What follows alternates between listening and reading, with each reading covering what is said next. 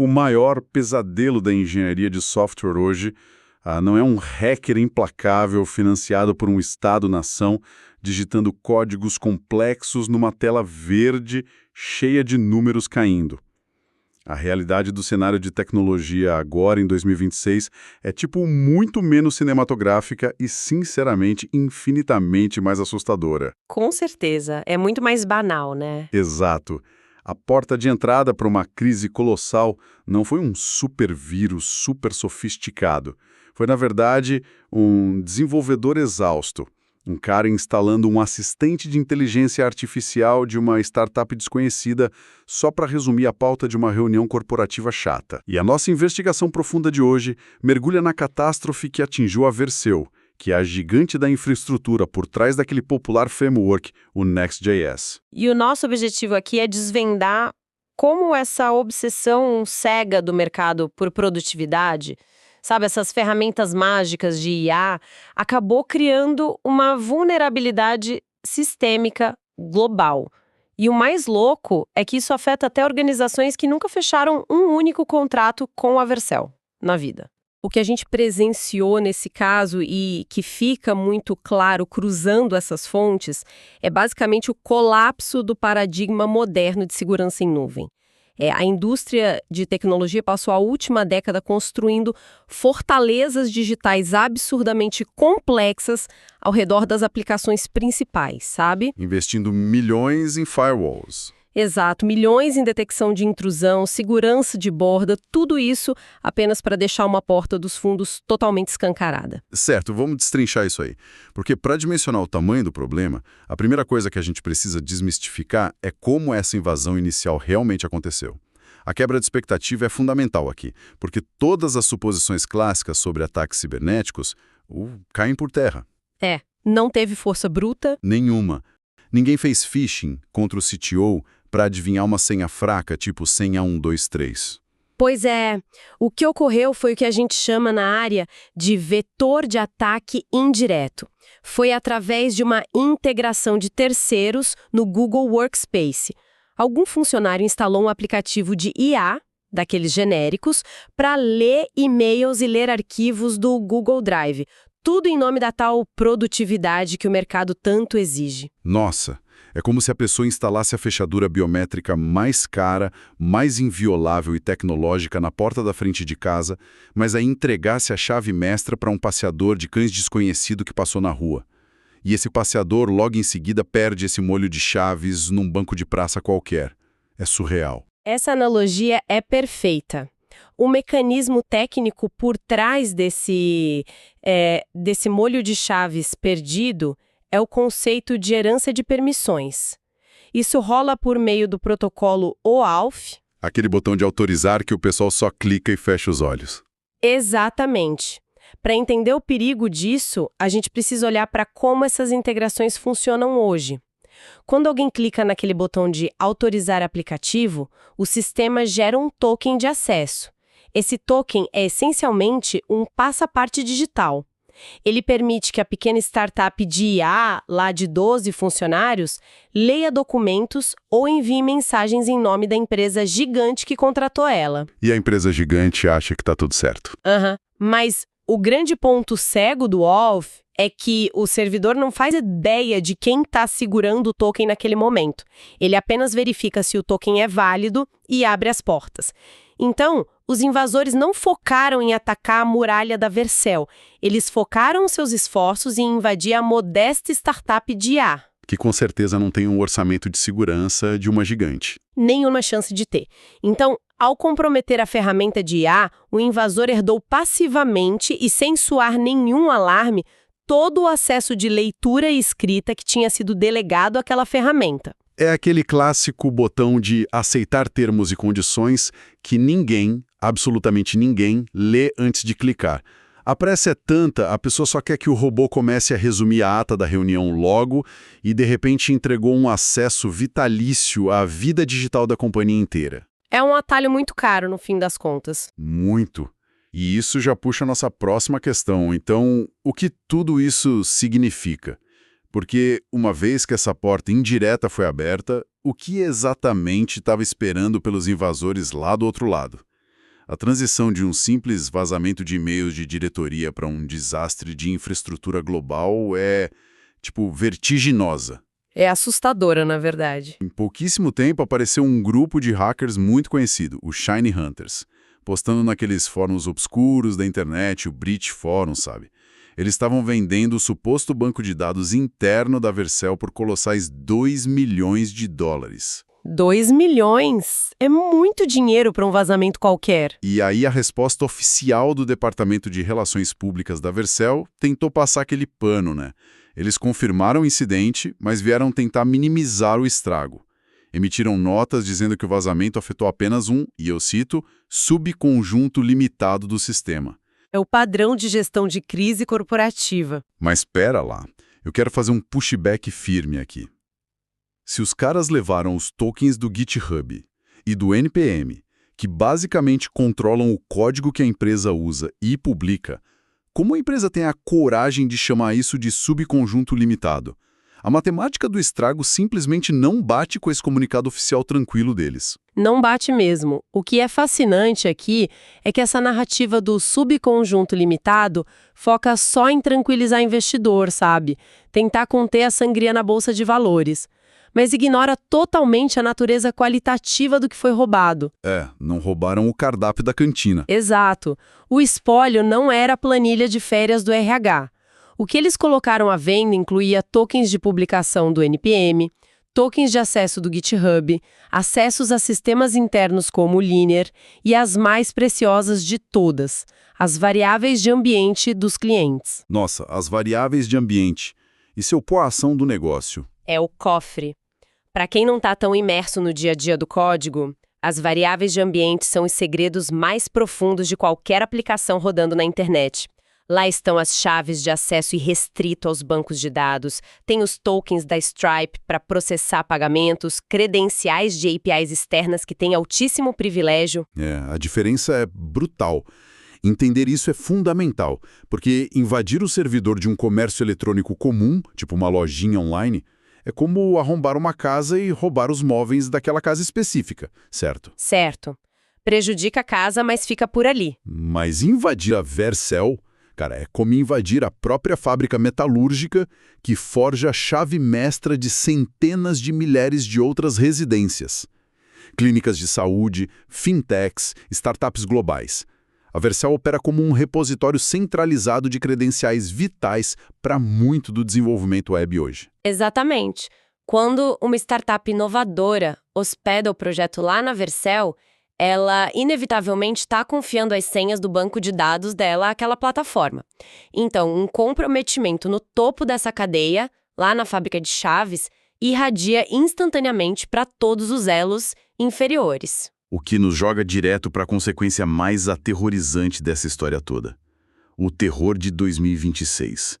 O pesadelo absoluto que faz qualquer engenheiro de software querer largar tudo e ir vender coco na praia. O ataque de cadeia de suprimentos, ou supply chain attack. É o cenário do apocalipse na engenharia. E aqui, eu preciso confessar uma confusão que eu tive no começo.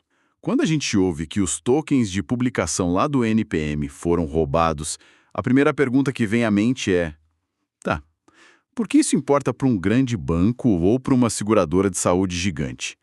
Porque, pensa bem, o invasor não hackeou os servidores do banco. Ele não quebrou a criptografia do aplicativo financeiro em si. Então, como é que o roubo de um token solto do NPM vira um ataque a empresas que nem sequer pagam ou usam a Vercel diretamente? É aí que entra a engenhosidade maligna da coisa. O ataque de cadeia de suprimentos explora uma confiança cega, uma confiança implícita que todo mundo tem no ecossistema de software de código aberto. Me explica melhor isso. Seguinte, o invasor não precisa gastar meses tentando achar uma brecha no firewall caríssimo do banco. O que ele faz? Ele pega esse token roubado lá no vazamento, que pertence ao desenvolvedor de uma biblioteca comum, tipo um pacote minúsculo que todo mundo usa para formatar datas no formulário ou calcular a moeda. Uma dependência que todo projeto tem instalada. Isso. E com essa credencial legítima na mão, o hacker publica uma atualização dessa biblioteca no repositório global. O sistema reconhece a credencial como verdadeira, porque ela é, e autoriza publicar, sei lá, a versão 14.2.4 por cima da 14.2.3. Para o mundo externo, parece só mais uma correção de bugs de rotina feita pelo autor original. Nossa, mas essa versão nova tem uma surpresinha, né? Tem. Ela carrega um código adicional malicioso totalmente invisível. É bizarro. Fazendo outra analogia aqui. É tipo o sistema de abastecimento de água de uma metrópole. Se alguém quer envenenar a cidade inteira, o método mais burro e ineficiente seria tentar arrombar a porta de cada casa, uma a uma, de madrugada. A tática devastadora de verdade é ir direto à represa municipal, jogar o veneno na fonte de água e ir para casa dormir. Perfeito, deixa a pressão da água fazer o trabalho. Exato. A própria infraestrutura de encanamentos automatizados da cidade vai se encarregar de entregar aquela água tóxica de graça direto na pia da cozinha de cada cidadão quando eles acordarem para fazer café.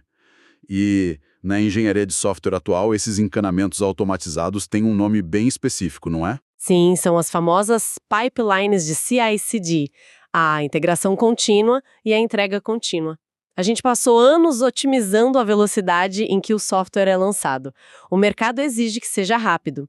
Então, hoje, a gente tem robôs e scripts programados para despertar de madrugada todo dia, checar se tem versão nova de alguma dependência do projeto e baixar aquilo automaticamente. O famoso NPM install da rotina matinal. Exato.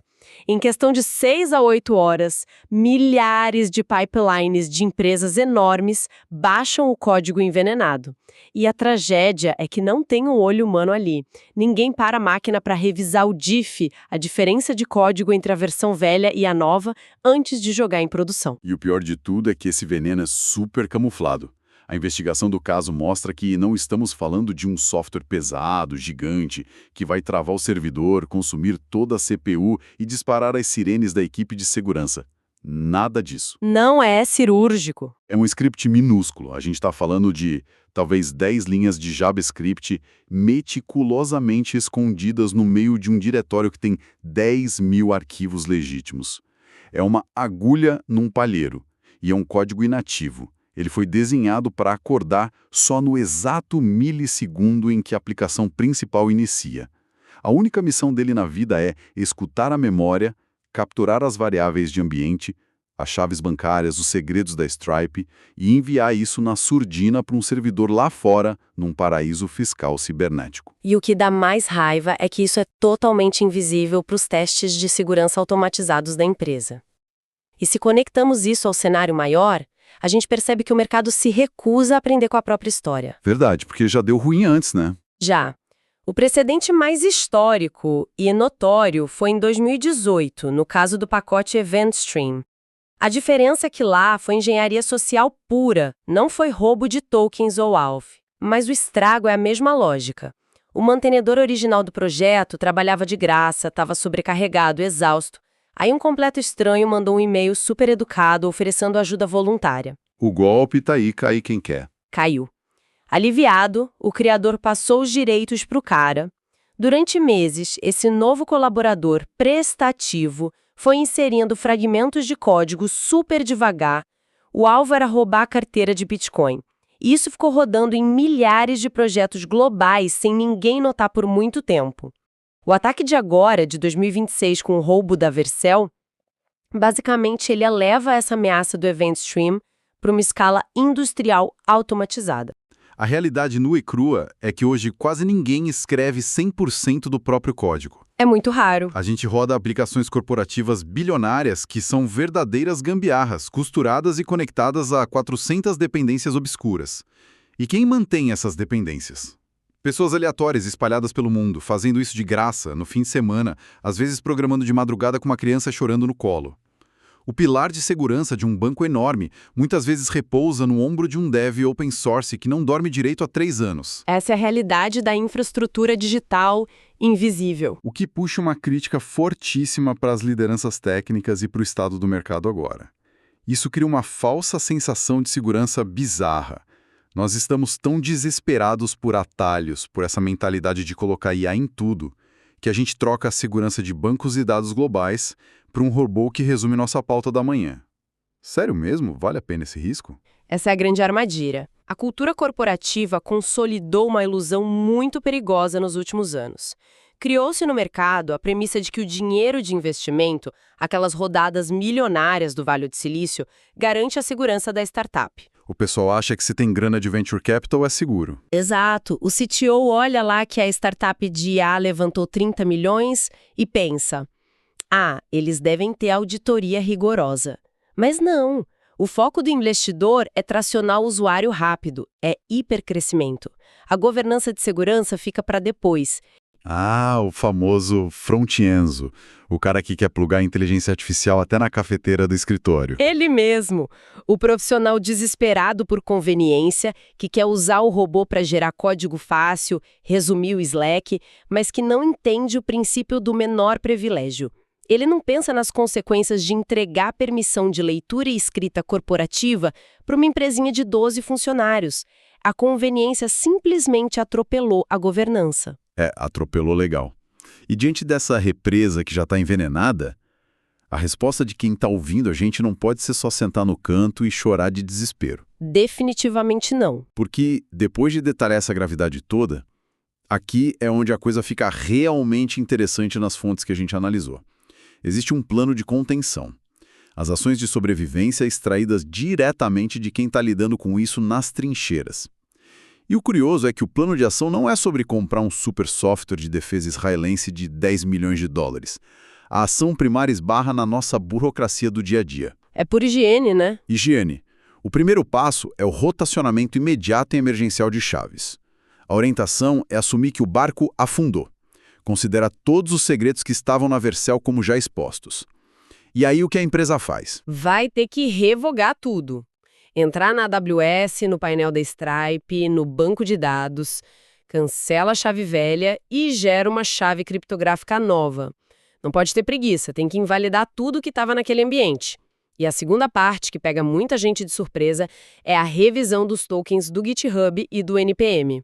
Os Personal Access Tokens, os famosos TATs. Eles mesmos. Aqueles tokens gerados há 3 anos para um teste rápido que ficaram esquecidos lá nas contas organizacionais. Aquilo é uma mina de ouro para o invasor. A recomendação é fazer uma varredura profunda hoje mesmo. Se a credencial não foi usada nos últimos 30 dias, apaga. Revoga na hora. Tem que fazer a limpa.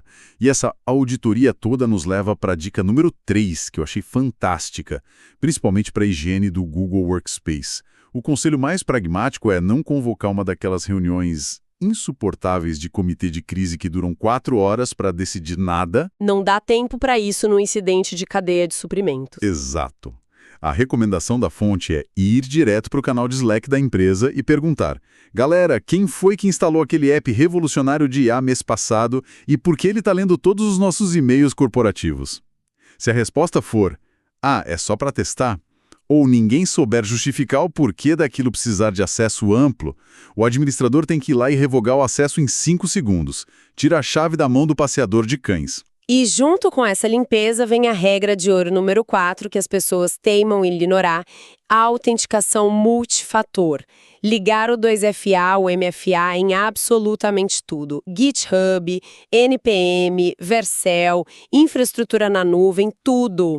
A autenticação multifator não protege um token de comunicação de máquina a máquina que já estava gerado e foi roubado no banco de dados.